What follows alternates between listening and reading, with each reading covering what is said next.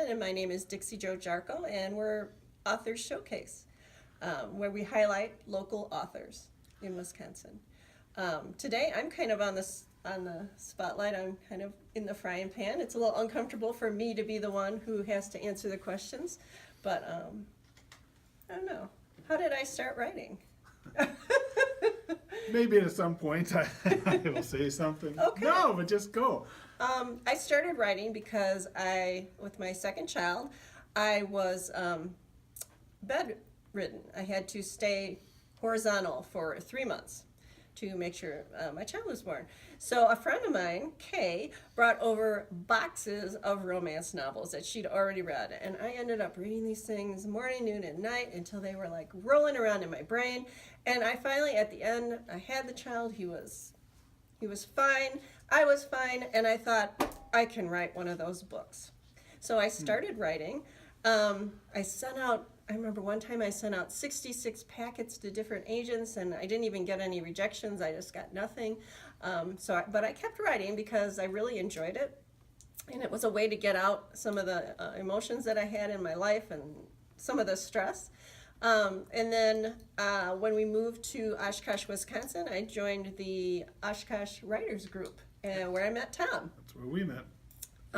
And from there, I became involved in the Lake Fly Writers Conference. And in 2012, I pitched to Susan Baggins, who at that time was with Prism Book Group. She was an acquisitions agent. And she said, "Oh, that's a cute story. I think we'll take that." And I was just like, "Oh my gosh, what do I do now?" And I've published 4 books. I'll have a 5th one out this year with Prism, who eventually got bought by the second largest Christian book publisher, Pelican. So now we're Prism Pelican. And they have imprints like White Rose. I published one under White Rose. And it's been a very successful partnership. Susan's an awesome editor. She also has her own series of books out. Busy woman. And that's kind of where I started. When I first started with the Oshkosh Area Writers Group, I was not a great writer, but I kept plugging away. I remember at one time, we had up to 40 different people at this, and some ranged from never being published to, published authors.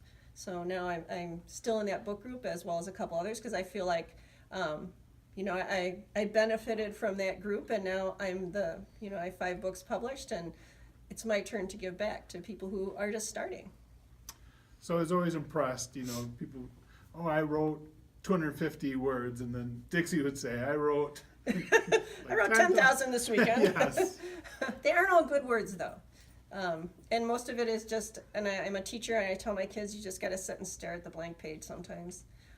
It isn't easy. It is fun. It's great. I've met some of my best friends through writing. Right. So what made you think to come to the writers group? Well, I knew I liked to write, and I knew I wasn't getting anywhere with it, really. I don't know that I'd written a book length at that time. So then when I did meet some of the people who were really, truly great writers, I thought, are they that different from me?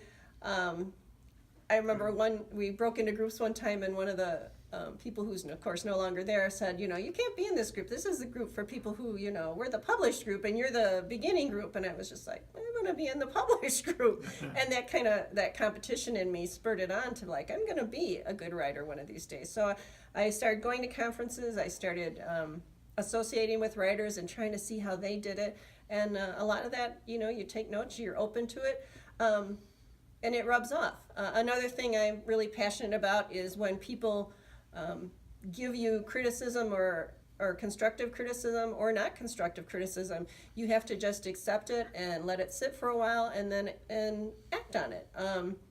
A lot of people, I hear them, they'll read something and somebody will say, well, this wasn't good, maybe change this. And they'll be like, no, but this is why I did it. You need to just relax and listen to what people are saying, especially if you hear the same thing from 4 different people. Instead of arguing about your work, maybe take that feedback and internalize it and see maybe they have a point. Maybe they didn't say it the best way. But when you get an actual editor, it's not going to be as nice as, oh, Yeah, maybe they're gonna think be- about this. They're going to be like, change They're this, gonna be change blunt. the ending. I've had my endings changed. A lot of times I don't get a choice. These are the 4 books that are out already. Sometimes I don't get a choice in the cover. I kind of rely on them to know what's going to sell, to know what's going to do well in the marketplace. I mean, I have a vision of what I want, and I do get input with Pelican and Prism, but they're kind of the big dogs. They get to say, they're putting the money into it. They get to say what the cover usually looks like, or the design is. Well, perhaps, Dixie, you could talk a little bit about the process of working with the publisher, from start of the story to the finished product, where they're... Oh, sure. At first, I had to come up with the entire book and pitch the concept. After working with them 4 or 5 books, occasionally they'll even say, well, how about writing a Christmas book? I've written 2 Christmas books for them. And they give me a little bit more, I don't want to say rope to hang myself, but they give me a little bit more, they'll trust that I come up with a good concept, and that it doesn't take a lot of editing at this point. My latest one that isn't published, its working title is This Worthy Heart. I wrote off of a Bible verse that all the books in this series are going to be on a Bible verse. So they just gave me the verse and said, come up with something that we're going to like. And, that's kind of the mission. And it's challenging because you don't know what their vision is. You have your vision as soon as you hear it, and you work off that. I still have to come up with, the entire finished book. It has to be rough edited. It has to be in pretty good shape for someone who's a professional editor to come in and really just smooth it out. But you can't come with, not a good product. And so, okay. And so then they'll edit it, and then they'll hand it back to you? You'll have to make the edits.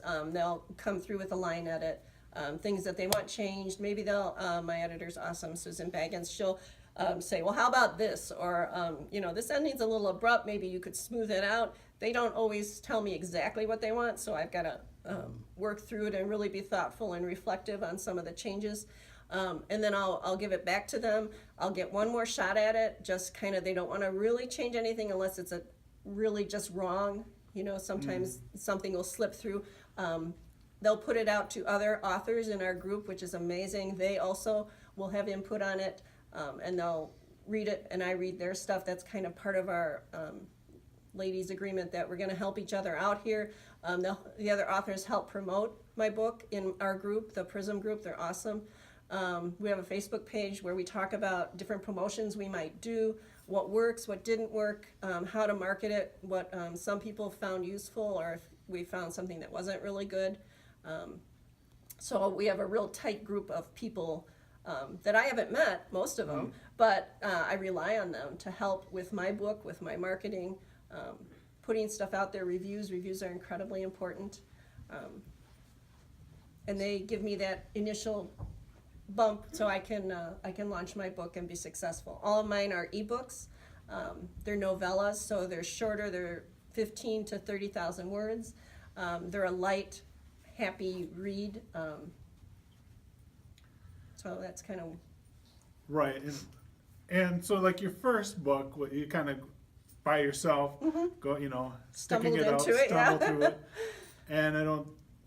Not a lot of people have that, but it seems like then now they come to you and they say, we have this idea, we have this, would you write this for us? Yeah, they come to the whole group of us and say, we're going to be putting out Christmas books. The theme is going to be cowboys. If anybody has an idea and wants to write about it, let us know, and we're going to count on you. We're going to save you a space. So then, pressure's on. But yeah, you kind of have an idea. You don't have to write on it, but it doesn't sound like they're coming to me. They're coming to a whole group of our authors that we have. Like for the Bible verse, they're saying, we're thinking of putting out this series of books on the worthies in Philippians. And anybody want to be a part of that? And they already know that we can write on a deadline, that we're going to show up, we're going to have the thing done, we're going to do the edits that they want. So they can kind of rely on us, and then they can work on doing the marketing part of it. That's probably valuable advice. Oh, yeah. Your publisher I mean, you have to work with them, so they want to know that you're going to be a team player, Yep. that you're going to be punctual, that you're going to deliver what you ask for, And that you're willing pleasant. to work with people. And pleasant. Yeah. They're making edits not because they don't like me or they don't like my writing. They want to make it better. They want to make it more finished, more polished. And I know it hurts. Man, when you get those edits, you're like, oh, the whole page looks red. You're like, no, I hate this. This is my words. I said it the best way I could. But they are professionals, and they want you to be better.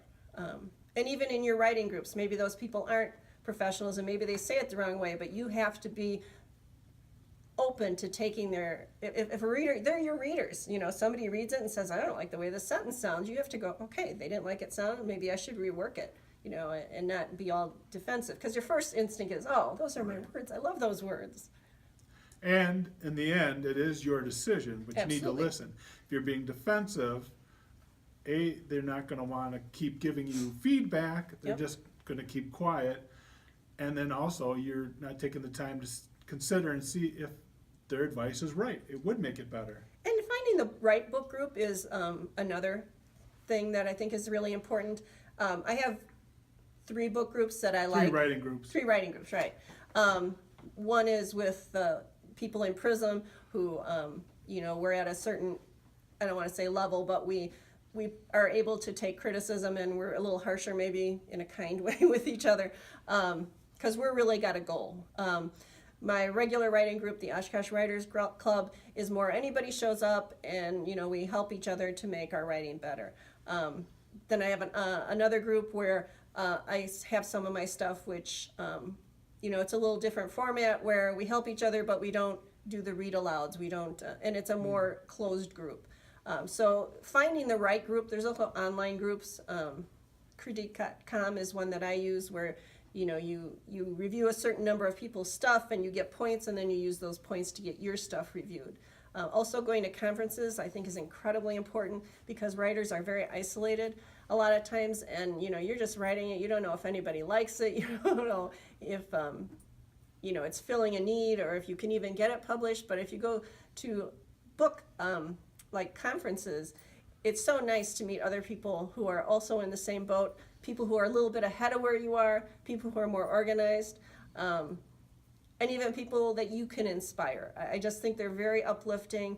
They really make you feel like you're part of a community, even though you're sitting at your computer or sitting writing by hand. And again, going to Lakefly led to your first Yep. book, networking.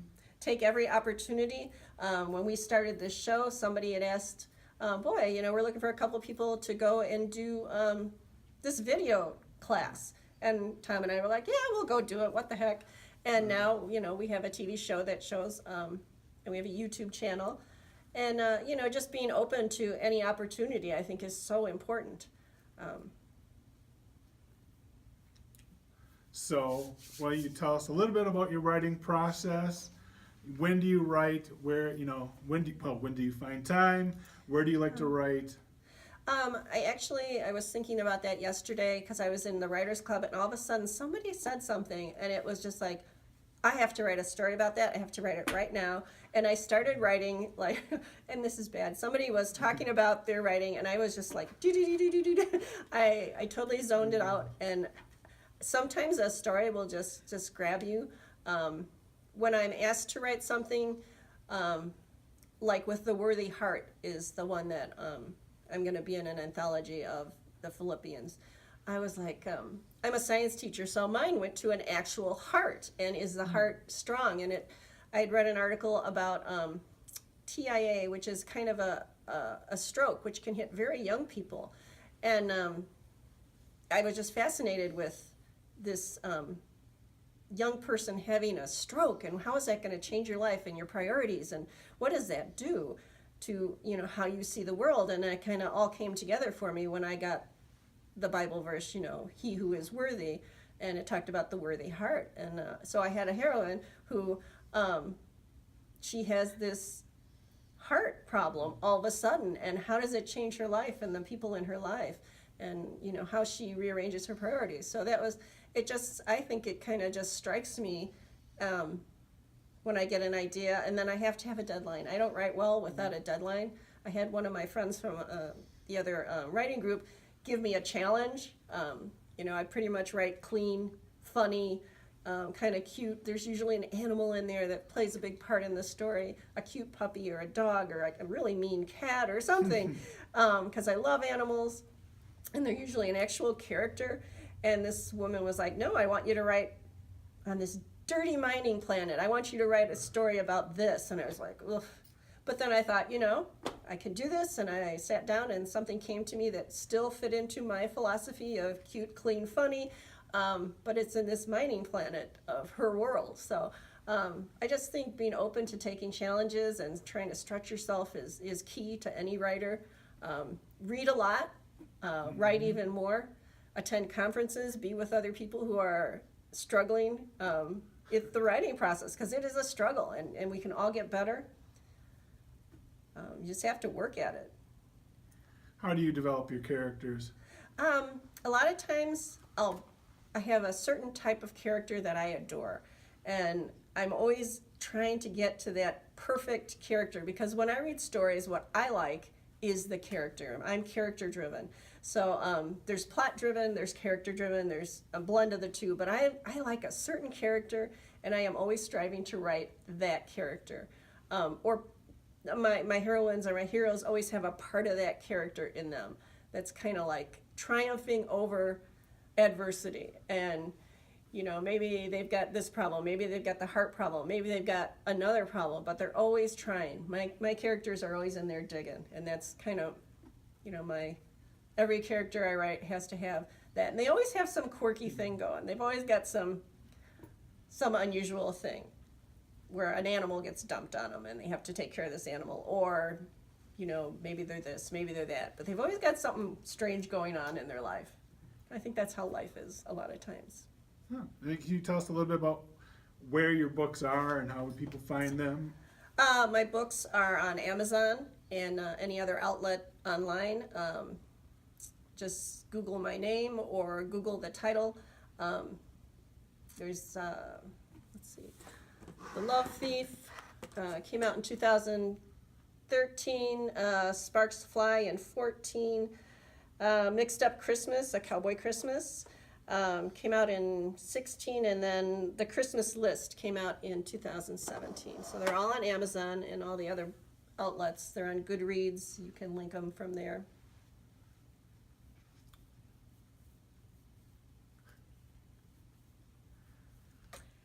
I want to know how she finds time to write. Okay, so you are very busy. How do you find time to write? I do. How do you fit it in? I work full-time and I have a second job. You know, it's an hour here, an hour there. That's why I kind of need the deadline. I really think that's what drives me, is the competitiveness in me, that I'm going to get this done. Like this summer, I'm going to work on getting an audiobook of one of my, I have a series about this, he's called Hades. He's a friar, but he's a new friar and he has a lot of problems. He used to be a special forces guy, and then he had an epiphany, so they plunk him into this little bitty town of Fell, Wisconsin, which is an imaginary town, but it's very Wisconsin-y. And he has to solve a murder in each of his novels, and he's trying to convert these people. So I don't know, that's kind of what I'm going to do this summer, and hopefully it'll drive more readers to my blog, which is writingwithdixie.wordpress.com, and generate more sales and have more people exposed to my vision of the world. Scary. No, I'm just kidding. Just because you know me well. Yeah, we were talking yesterday about how to market intelligently, having different formats and different ways to digest your stuff. And all my books are ebooks, so I never have anything to carry around with me. But I thought, because mine are traditionally published, I thought maybe I'd do an indie publish on one of my other novels, and then I'd have a book, and I'd have, you know, links to my others, and you know, maybe that would work a little bit better, because ebooks are kind of a big thing. Everybody's reading on Kindles or on devices. Even the kids in my classes are reading books on devices. So, but there's hard to market it when Right. you go to different places. You're like, I want to tell you about my book, that's great, but you don't It have is. anything Yeah, you for don't them have to anything. leaf through and look through. You can print off a couple pages based on my contract that I have with Pelican, but still, it's nice to be able to sell a book. You know, a concrete book. There it is. Have that book in your hand. That's exciting to me. Especially if it's a local author or somebody that you've met. Absolutely. You want a tangible thing to walk away with. Always support your local authors. That's why we do this show.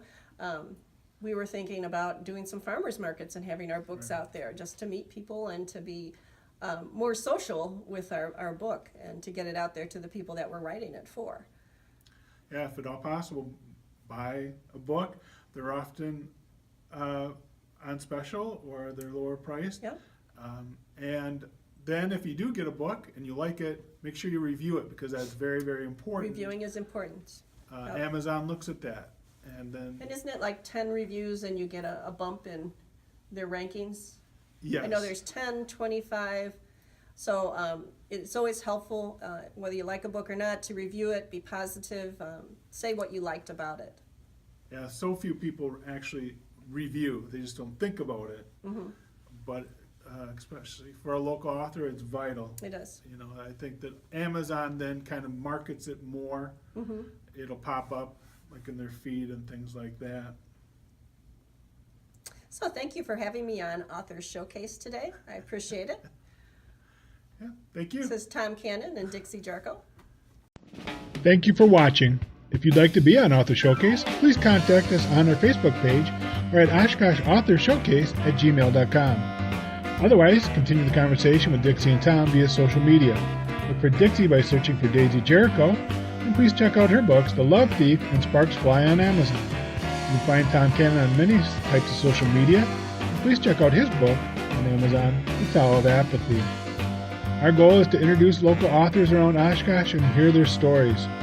We want to thank the Oshkosh Public Library and the Friends of Oshkosh Public Library for supporting the creation of this show. If you are a writer and are looking for a community, we suggest the Oshkosh Area Writers Club and the Lakefly Writers Conference held each May.